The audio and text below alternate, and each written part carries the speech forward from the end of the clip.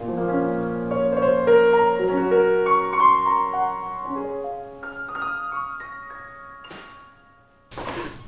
so my name is Morton. Hi, I'm Natlie.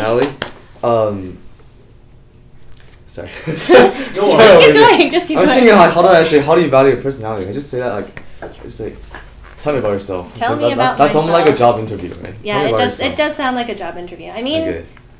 for the most part, I'm an extrovert, and I'm constantly surrounded by people. So sitting in a practice room on my own for a while is actually a bit of a struggle. But yeah, and I like to think of myself as friendly and outgoing and inviting as a person, approachable. Yeah. Okay, then how?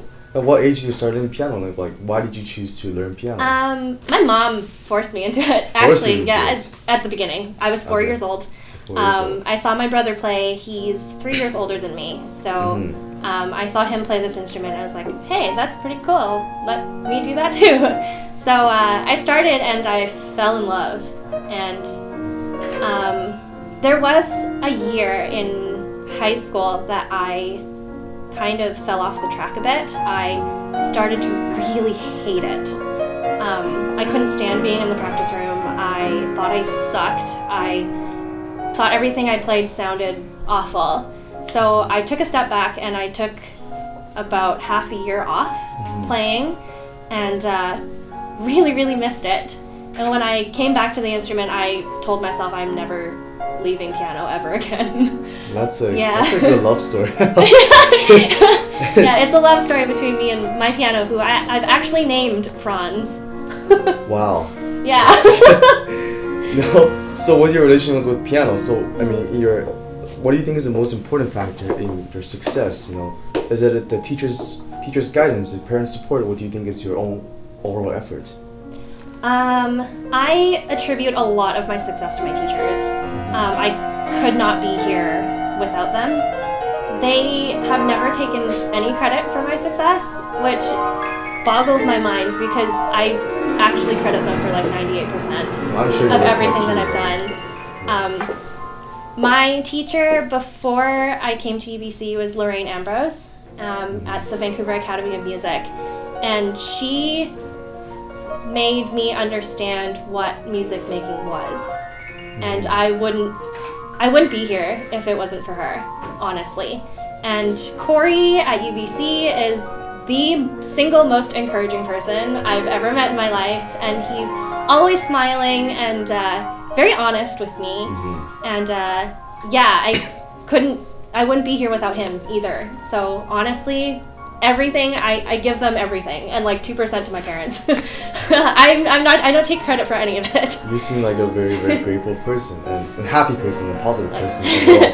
And so I'm gonna ask you, what's the happiest moment in your journey of learning piano? Happiest moment? Yes. That's really hard. That's a really hard question. I mean, if I had to pick one single event in my life, it would be I actually got to play with the Seattle Symphony Orchestra. Wow. And that was the most amazing experience. They are such an incredible orchestra. The conductor, Eric Garcia, was absolutely wonderful. And it was actually part of a young artist series that we played for kids. So it was like a kids concert series. And I love kids. I'm a preschool teacher. It was just kind of like a mix of all the best things in life. I was playing Mozart with an orchestra for kids. Wow. So, yeah. Well, that's best really time. that is really cool actually. And then so you said that you play Mozart, and would that be part of your favorite repertoires, or who are your favorite composers or favorite repertoires? Favorite composer. Well, my piano's name is Franz because it's named after Franz Liszt. I love Liszt. I've played a lot of Liszt. I've also played a lot of Beethoven and Mozart and Chopin. I would say. So anything between like classical and romantic is kind of my jam. Rachmaninoff, I really love. Post-romantic. That's a hard question. I love it all. So I can assume that you're someone who's very romantic and emotional when you play piano, right? Totally. Yeah, I wear my heart on my sleeve for sure. And sometimes it turns into my downfall, actually.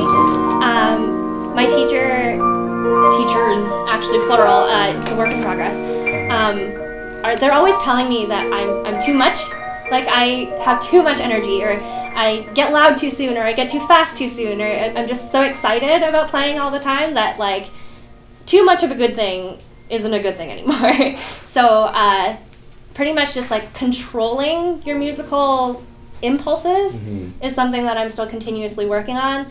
But that being said, energetic playing is always a good thing. So with that kind of playing style, how did you think of the Bosendorfer piano you played on with this competition? And what's the biggest difference between the Bosendorfer and other brands of piano? Well, the Bosendorfer piano for this competition, this specific piano really, really helped me because it has a very warm sound. And that's something that runs true for all Bosendorfer pianos, I find, is that they have a really rich and darker than most pianos. They're very warm. They have really, really rich basses, which helps me personally.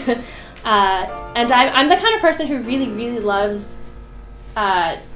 huge basses just because it supports your entire sound. And everything that you lay on top of your bass is the magic, right? So your bass is your foundation for everything. And the Bosendorfer just makes it so easy for that to happen because the bass register on a Bosendorfer piano is just perfect. I couldn't agree with that more. I couldn't agree more actually. No, it's come to the final question. And after winning this competition, what is your next step? What's your future and your dream goals? What are my dreams and goals? That's a big question. I am the kind of person who has interests in many areas. I currently work 3 jobs. Wow. One of which is doing collaborative work at UBC with string players, voice majors, and brass players. I love doing chamber work. I would love to venture more into that. I love the collaborative repertoire. I have more fun performing on stage with someone else as opposed to being by myself. So perhaps a master's in collaborative piano would be something I would choose to do. Very nice. Music, like away from music, I'm actually very involved in healthcare right now. And I mentioned earlier that I teach preschool.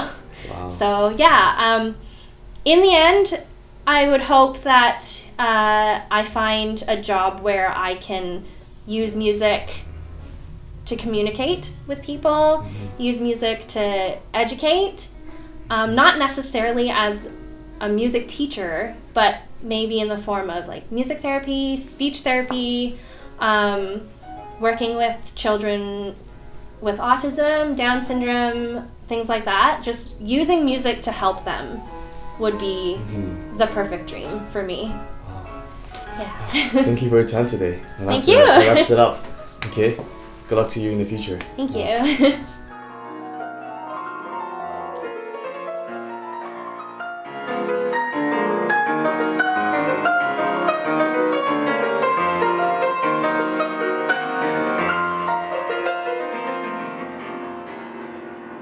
Long time ago, as in like okay. a year and a half. Concerning. It's okay.